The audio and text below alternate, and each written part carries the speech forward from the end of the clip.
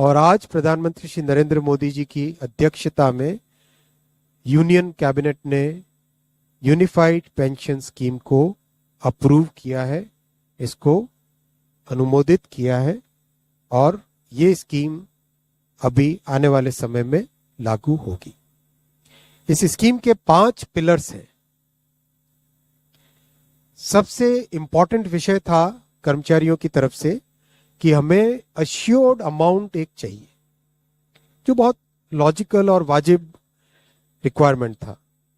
तो इस डिमांड पे एक मेथोडिकल वे में काम करके और एक्चुअरियल साइंसेस, जो लोग आगे का भविष्य का रिक्वायरमेंट वगैरह कंप्यूट करने का एक तरीका होता है जिसको एक्चुअरियल साइंस बोलते हैं, उनके साथ मिलके कई तरह के फाइनेंशियल मॉडल्स को प्रोजेक्ट करके और सबके साथ मिलके एक सिस्टमेटिक तरीके से 50% अश्योर्ड पेंशन, ये इस यूपीएस का सबसे पहला पिलर है।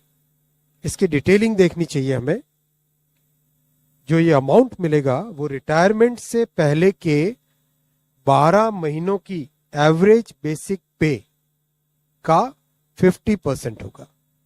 मैं रिपीट कर रहा हूं, अश्योर्ड पेंशन का जो अमाउंट है that will be the average of basic पे ऑफ 12 months बिफोर सुपर एनुएशन, उसका 50% होगा। और इस फुल पेंशन के लिए जो क्वालिफाइंग सर्विस रहेगी वो रहेगी 25 years, यानी 25 वर्ष तक अगर किसी ने काम किया है, सेवा की है, तो उसको फुल पेंशन यानी जो ये अश्योर्ड पेंशन का अमाउंट है वो मिलेगा। 25 साल से अगर कम है लेकिन 10 साल से ज्यादा है तो उसमें प्रोपोर्शनेट पेंशन रहेगी, प्रो रेटा वो पेंशन का अमाउंट बनेगा। जो कभी किसी कर्मचारी की डेथ हो जाए तो फैमिली पेंशन एक बहुत बड़ा, स्पाउस के लिए ये बहुत बड़ी एम्प्लॉयज की एक रिक्वायरमेंट थी, डिमांड थी। तो सेकंड पिलर इस यूपीएस का है अश्योर्ड फैमिली पेंशन। किसी भी कर्मचारी के डिमाइज से पहले, इमीडिएटली पहले जो पेंशन थी, अमाउंट था, उसका 60% मिलेगा एम्प्लॉय के, डिसीज्ड एम्प्लॉय के स्पाउस को। ये सेकंड पिलर है। थर्ड पिलर है अश्योर्ड मिनिमम पेंशन। कई बार देखा कि सर्विस कम होती है और कंट्रीब्यूशन जितना हुआ है उससे एक सफिशिएंट अमाउंट नहीं मिल पाता था, और ये अपने आप में एक बड़ा विषय था केंद्र सरकार के कर्मचारियों का और एनपीएस में जुड़े सभी कर्मचारियों का। इसीलिए एक minimum assured minimum pension 10,000 rupees per month, वो इसमें यूपीएस में थर्ड पिलर ये रखा गया है। इसके साथ आगे वाले पॉइंट को जोड़ के करेंगे तो अगर डीएनएस रिलीफ यानी महंगाई से रिलेटेड रिलीफ जो मिलेगी तो वो आज की तारीख में होते होते करीब 15,000 रुपए पर मंथ हो जाती है, which is a substantial relief part of this entire pension system. Fourth pillar है इन्फ्लेशन के साथ इंडेक्सेशन। जैसे केंद्र सरकार के एम्प्लॉयज के लिए सैलरी में डीएनएस अलाउंस होता है, उसी पैटर्न पे जो इंडेक्स है, सेम इंडेक्स को यूज करके all India consumer price index for industrial workers, इसको यूज करके assured pension, assured family pension और अश्योर्ड मिनिमम पेंशन, इन तीनों के तीनों जो आपने पिछले पेज पे तीनों पिलर,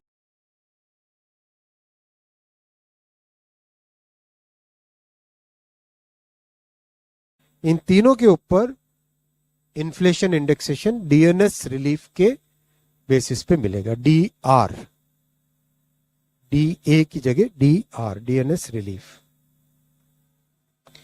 पांचवा पिलर है इस स्कीम का lump sum payment at superannuation in addition to gratuity.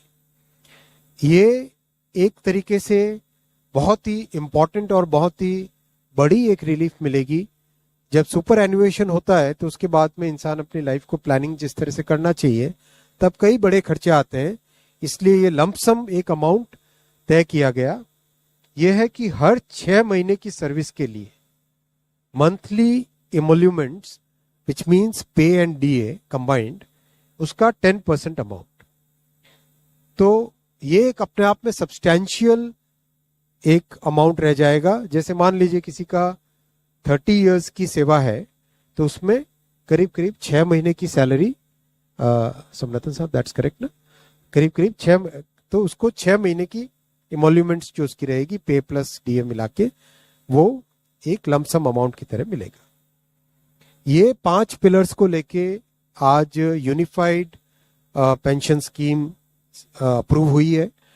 ये स्कीम केंद्र सरकार के करीब 23 लाख कर्मचारी, करीब 23 लाख एम्प्लॉयज हैं, उनको इसका बेनिफिट ऑप्शन रहेगा। कोई अगर एनपीएस में रहना चाहे तो एनपीएस में रह सकता है, यूपीएस में ऑप्ट करना चाहे which is naturally a very attractive scheme, तो उसमें ऑप्ट कर सकता है। प्लस राज्य सरकारें अगर इसी फ्रेमवर्क को, इसी आर्किटेक्चर को यूज करना चाहे तो राज्य सरकारें भी इस आर्किटेक्चर को यूज कर सकती है। अगर राज्य सरकार के कर्मचारी भी इसमें शामिल होते हैं तो करीब 90 लाख के आसपास टोटल कर्मचारी इसका बेनिफिट मिलेगा। सबसे इंपॉर्टेंट जो आज के इस फैसले का बहुत ही महत्वपूर्ण पार्ट है वो है कि कर्मचारियों पर इस स्कीम का भार नहीं पड़ेगा। आज एम्प्लॉयज 10% कंट्रीब्यूट करते हैं और आपको जानकारी होगी कि 10 वर्ष पहले तक सरकार भी 10% कंट्रीब्यूट करती थी, यानी 10+10 टोटल कंट्रीब्यूशन होता था। लेकिन मोदी जी ने 2019 में इस 10% कंट्रीब्यूशन को बढ़ा के 14% किया था। जो केंद्र सरकार का कंट्रीब्यूशन है उसको बढ़ा के 14% किया था। That itself was a very big contribution, big jump in the amount of contribution. अब वो कंट्रीब्यूशन बढ़ के 18.5% हो जाएगा। वो कंट्रीब्यूशन बढ़ के 18.5% हो जाएगा। ये स्कीम 1/4/2025 से लागू होगी। तब तक इसके लिए जो भी सारे स्ट्रक्चर्स, पोर्टल वोटल सब बनने होंगे, रूल्स रेगुलेशंस, वो सारे बन जाएंगे 1 अप्रैल 2025 से। 1 अप्रैल 2025 से लागू होगी ये स्कीम। और जितने भी एग्जिस्टिंग एम्प्लॉयज हैं एनपीएस में, उन सबको ये ऑप्शन मिलेगा, वो यूपीएस में शामिल हो सकते हैं।